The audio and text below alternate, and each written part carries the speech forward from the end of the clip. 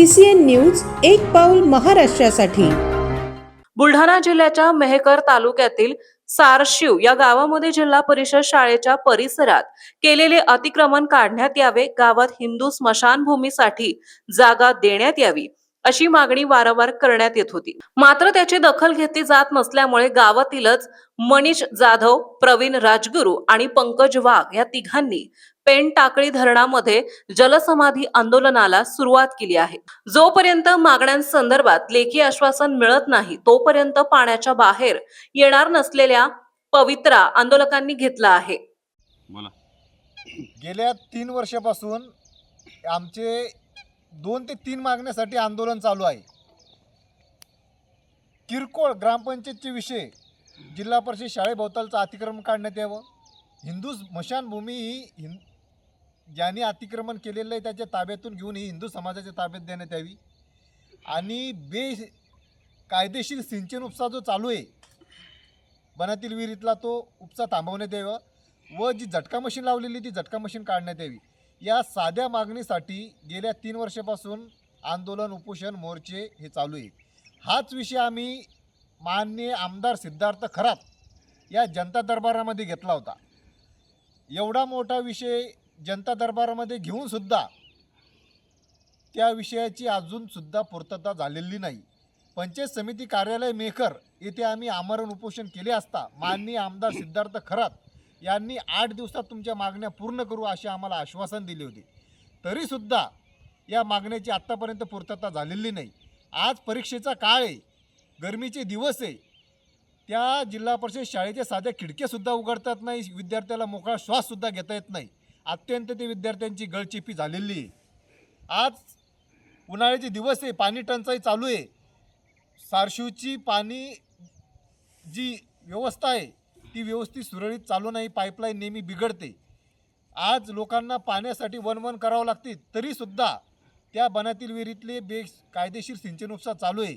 तात्काळ तो कायदेशीर सिंचन उपसा बंद करण्यात यावा, कायमचा, तात्पुरता नाही, कायमचा बंद करण्यात यावा व तात्काळ ती झटका मशीन, आज ढोरं वासरं फिरतात, जनावरांना गायींना शॉट लागण्याची भीती आहे, उन्हाळ्याचे दिवस आहे, त्याच्यामुळे तात्काळ झटका मशीन ही काढण्यात यावी ही माझी प्रशासनाला विनंती आहे। जोपर्यंत या मागण्या आमच्या पूर्ण होत नाही तोपर्यंत हे आमचं जलसमाधी आंदोलन असं कायम सुरू राहणार।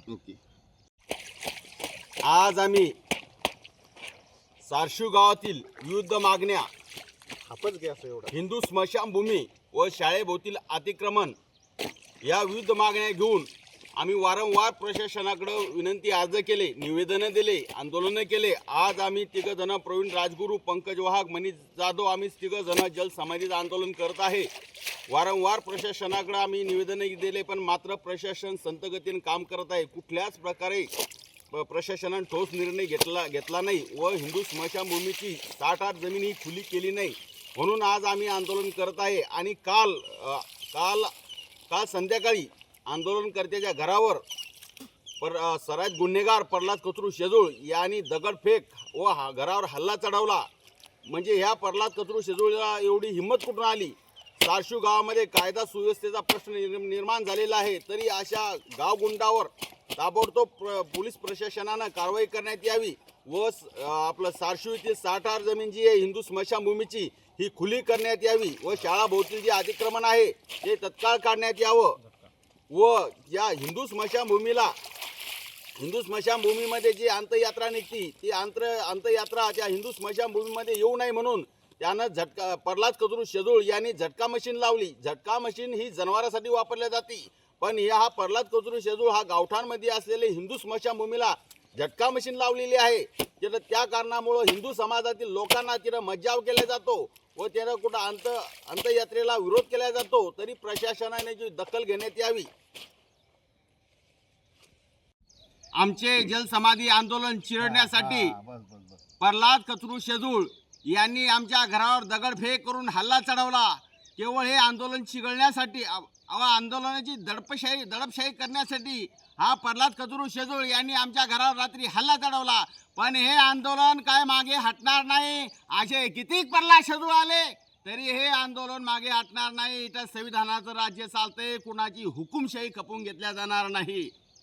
आज आमचं आंदोलन जे आहे आमच्या वैयक्तिक कुटुंबासाठी नाही तर समाजाच्या हितासाठी आहे. जे समाजातले गोरगरीब जनता आहे त्यांच्या हितासाठी आहे.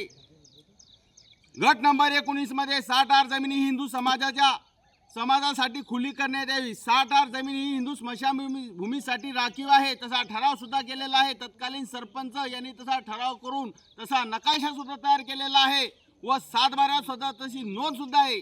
व जिल्हा परिषद मधील शाळा त्याच्या भोवतालचं जे अतिक्रमण आहे ते अक्षरशः तिथल्या शाळेतल्या विद्यार्थ्याला शिकवताना अडचण येत आहे. खिडक्या सुद्धा उघडल्या जात नाही. ही अशी परिस्थिती आहे. वारंवार प्रशासनाकडे विनंती केली, तक्रार अर्ज दिले, निवेदने केले, आमरण उपोषण केले, अन्नत्याग आंदोलन केले, पण मात्र जाणून बुजून हेतू पुरस्कार प्रशासन या आंदोलनाकडे दुर्लक्ष करीत आहे. तरी शासनाकडे आमची मागणी आहे की तत्काळ हिंदू स्मशानभूमी जागा खुली करण्यात यावी व शाळाभोवतील अतिक्रमण खुले करण्यात यावे. या आमच्या लोकशाही मार्गाच्या संविधानाच्या मार्गाने आमच्या मागण्या सुरू आहे व आमच्या आंदोलन चालू आहे.